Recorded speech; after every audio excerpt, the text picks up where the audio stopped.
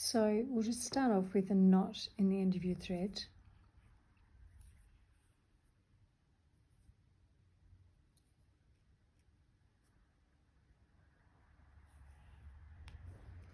And we're just going to start in from the end. So you've got your 5 pins in there. If you're just starting, you might even want to put another couple of pins in between. If it makes it go smoother and quicker for you, it's entirely up to you. So start in maybe that far, a couple of stitches in from the end.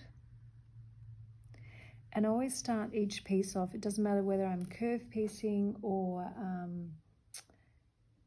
just straight stitching, but whenever I'm hand piecing, I always do a little back stitch at the end.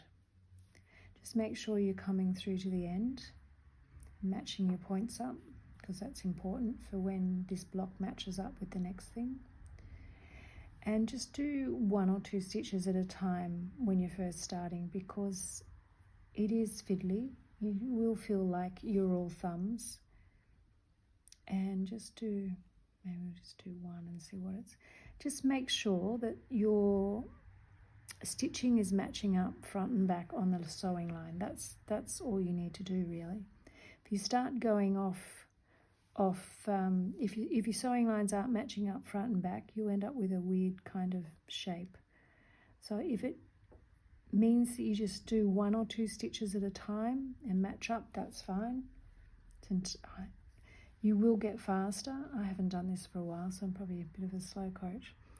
Anyway, 2 or 3 stitches. Check on the back, that's okay. We're so far so good, we're matched up. Couple more things, couple more stitches. Check you're on the back. And just keep going like this. You will find that some fabrics behave nicer than others on the curve. It is a different prospect sewing linen on the top versus linen on the bottom. With if you've got Liberty fabric on the bias, it won't fray as much as this linen is, and sometimes it's a bit nicer to sew that way. But you can't beat linen for the effect it gives on a quilt.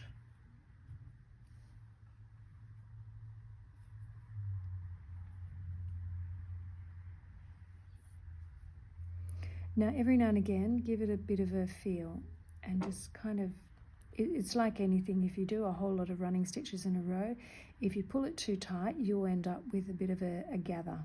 So when you get about halfway, just give it a feel and smooth it along.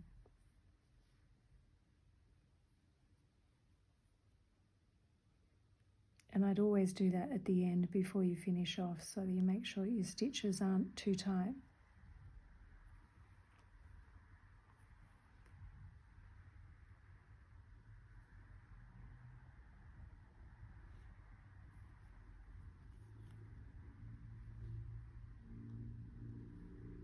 And just do a little back stitch at the end, like you did at the beginning. And then I just do a couple of over sews just to finish off. Everyone finishes and starts different. This is just the way I think I learnt to do, and I've just kept doing this. All right, so I wouldn't take that straight to the iron. I would actually finger press. And like with all my patterns, I talk about which way do you want things to appear when you're quilting, especially if you're going to hand quilt it. And if you have a look at these, I've pressed them so that the Liberty, everything goes towards the Liberty.